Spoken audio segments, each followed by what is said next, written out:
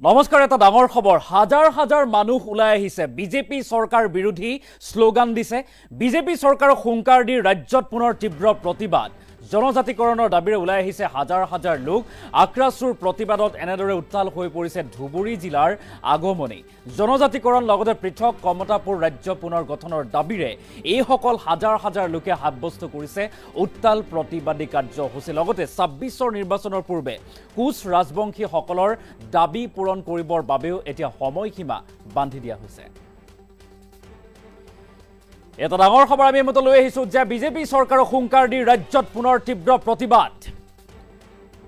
ধুবুৰী জিলা কঁপাই তুলিছে একাংশ লোকে। হাজাৰ হাজাৰ লোকে ৰাজপথলৈ ওলাই আহিছে।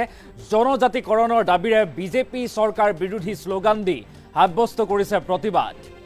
আৰু আক্ৰাছুৰ প্ৰতিবাদত উত্তাল হৈ পৰিছে ধুবুৰী জিলাৰ আগমনী।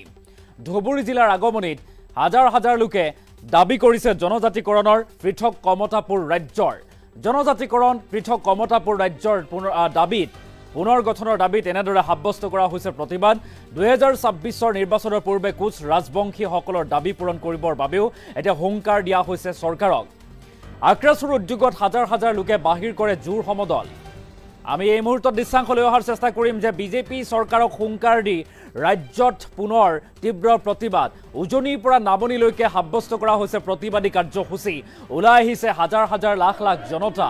উজনি অসমতো কেইবাটাও জনগোষ্ঠীয় সংগঠনৰ নেতৃত্বত সাব্যস্ত কৰা হৈছে প্ৰতিবাদ। আৰু ইফালে নামনি অসমতো এইবাৰ দেখিবলৈ পোৱা গৈছে কোচ ৰাজবংশীৰ একাংশ লোকে, হাজাৰ হাজাৰ লোকে ৰাজপথ কঁপাই সাব্যস্ত কৰিছে প্ৰতিবাদ। ২৬ৰ বিধানসভা নিৰ্বাচনৰ প্ৰাক্ষণত এইসকল লোকক জনজাতিকৰণৰ মৰ্যাদা প্ৰদান কৰিবৰ বাবেও দাবী উত্থাপন কৰিছে।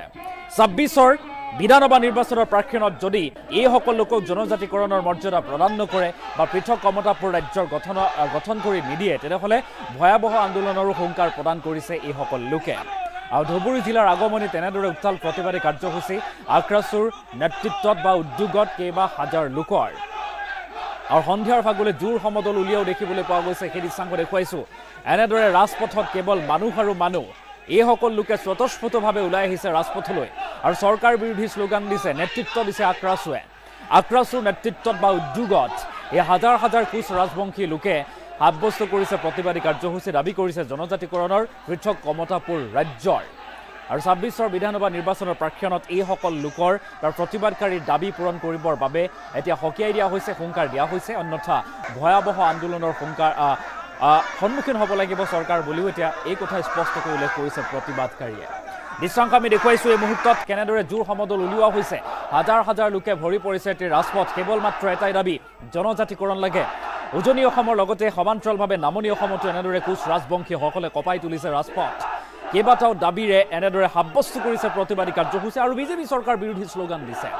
বিজেপি চৰকাৰ বিৰোধী শ্লোগান দি বিজেপিক সকীয়াই দিছে ২৬ৰ বিধানসভা নিৰ্বাচনৰ প্ৰাক্ষণত যদি জনজাতিকৰণৰ মৰ্যাদা প্ৰদান নকৰে, অন্যথা ভয়াৱহ বা তীব্ৰ আন্দোলনৰ হুংকাৰ প্ৰদান কৰিছে এইসকল লোকে। প্ৰতিবাদৰ দৃশ্যাংশ উইডেন বেঞ্চ দেখুৱাইছোঁ। সমান্তৰালভাৱে মন্তব্য আগবঢ়োৱাৰ চেষ্টা কৰিম।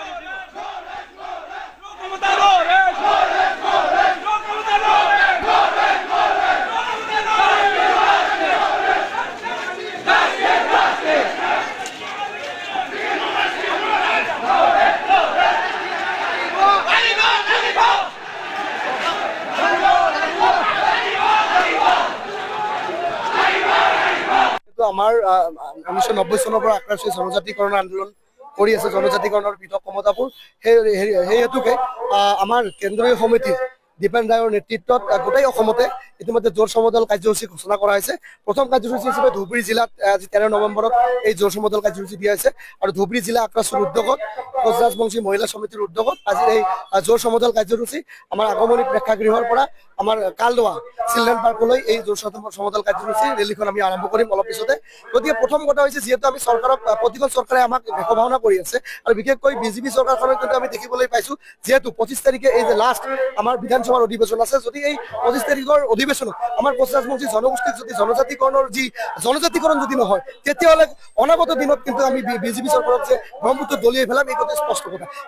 ইয়াৰ টেইলাৰ হিচাপে কিন্তু BTAD ইলেকশ্যন ইতিমধ্যে বিজেপি চৰকাৰখনে দেখিবলৈ পাইছে, যি বিজেপিৰ ষ্ট্ৰং পাৰ্টি অৰূপ কুমাৰ ডেক, য'ত 17,000 কোচ ৰাজবংশী জনগোষ্ঠীৰ ভোট আছে, গতিকে এই ভোট কিন্তু কোচ ৰাজবংশী নিদিয়াৰ কাৰণে কিন্তু আজি অৰূপ কুমাৰ ডেক শক্তিশালী পাৰ্টি হিচাপে কিন্তু বিজেপি পৰাজয় বৰণ কৰিছে, সজল সিঙে পৰাজয় বৰণ কৰিছে। গতিকে টেইলাৰে আমি দেখাইছোঁ, গতিকে 26ত ইয়াৰ ফিল্মখন আমি কিন্তু দেখাবলৈ ফিল্ম ইয়াৰ কিন্তু দেখাম। কাৰণ যদি এই 25 তাৰিখৰ যি বিধানসভাৰ অধিৱেশন আছে, এই অধিৱেশনত যদি আমাৰ জনজাতিকৰণ যদি নহয়, কাৰণ জনজাতিকৰণ আমি কিয় বিচাৰিছোঁ, কাৰণ আজি আপোনালোকে জানে যে ধুবুৰী জিলাৰ দৰে আমি জিলাত আজি আমাৰ জনসংখ্যা নাই, আজি ৰাজনৈতিক সুৰক্ষিত নাই, আমাৰ ভাই ভণ্টি মাতৃসকল আজি সুৰক্ষিত নহয়। গতিকে অনাগত দিনত আমি সুৰক্ষা কবচ হিচাপে জনজাতিকৰণ বিচাৰিছোঁ, যাতে আমাৰ ভূমি সুৰক্ষা হয়, আই মাতৃ আমাৰ ভণ্টি সকলোৱে যাতে ভৱিষ্যত দিনত যাতে সুৰক্ষিত হিচাপে যাতে ধুবুৰী জিলাত যাতে ঘূৰি ফুৰিব পাৰে, তাৰ কাৰণে কিন্তু আজি আমি জনজাতিকৰণ আমি আবেদন কৰিছোঁ। আমি জনজাতিকৰণ আমি কেন্দ্ৰীয় চৰকাৰ ৰাজ্য চৰকাৰৰ পৰা বিচাৰিছোঁ। আৰু আপোনালোকে জানে যে ইতিমধ্যে যিহেতু 10 তাৰিখে যি গণসমাবেশ ট্ৰাইবেল সংঘৰ উদ্যোগত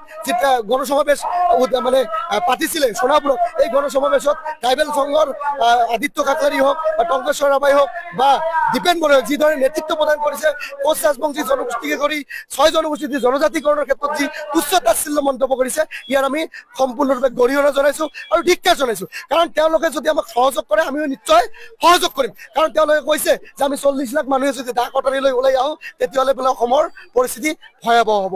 কোচ ৰাজবংশীকে ধৰি 6টা জনগোষ্ঠীৰ 2 কোটি প্ৰায় জনসংখ্যা আছে। গতিকে এই 2 কোটি জনসংখ্যাই যদি চৰকাৰকতো দলিয়াই পেলাব, অসমত কিন্তু ভয়তকৈ ভয়াৱহ পৰিস্থিতি হ'ব। কাৰণ 40 লাখ লৈ যদি তেওঁলোকে দা কটাৰীৰ ভয় দেখাব পাৰে, আজি 2 কোটি মানুহে আমি কিয় দেখাব নোৱাৰোঁ? আমি ৰাজনৈতিকভাৱে হওক বা অসমৰ পৰিস্থিতিও কিন্তু ভয়াৱহ হ'ব। গতিকে আমি অনুৰোধ জনাইছোঁ আমাৰ যে অসমৰ মাননীয় মুখ্যমন্ত্ৰী ডাঙৰীয়াক, যে 25 তাৰিখে যি বিল আহিব, আমাৰ জনজাতিকৰণৰ বিলখন যাতে আমি জনজাতিকৰণ প্ৰতিবেদন দি সমাপ্ত নহয়, 2026 চনৰ আগত জনজাতিকৰণ আমাক দিব লাগিব। জনজাতিকৰণ আমাক ভোগ নকৰিলে একো ভাওনা দি ভোটৰ ৰাজনীতি ভোট বেংক হিচাপে কোচ ৰাজবংশী জনগোষ্ঠীক এই দিন গুচি গ'ল।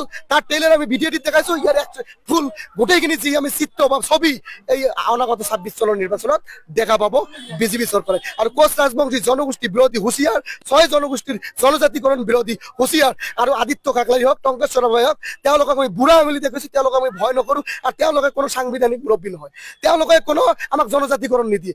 গতিকে তেওঁলোকৰ কথাত আমাৰ যায়ও না, কোনো ধৰণৰ আমাৰ একো নহয়। গতিকে আমি ভয়ো নকৰোঁ। গতিকে স্পষ্ট কথা, 26 চনৰ যি 2025 চনত যি আমাৰ অধিৱেশন আছে, 2025 নৱেম্বৰ তাৰিখে আৰম্ভ হ'ব বিধানসভা অধিৱেশন। এই অধিৱেশনত জনজাতিকৰণ আমাক লাগিব, নহ'লে পৰিস্থিতি ভয়ংকৰ হ'ব। স্পষ্ট কথা।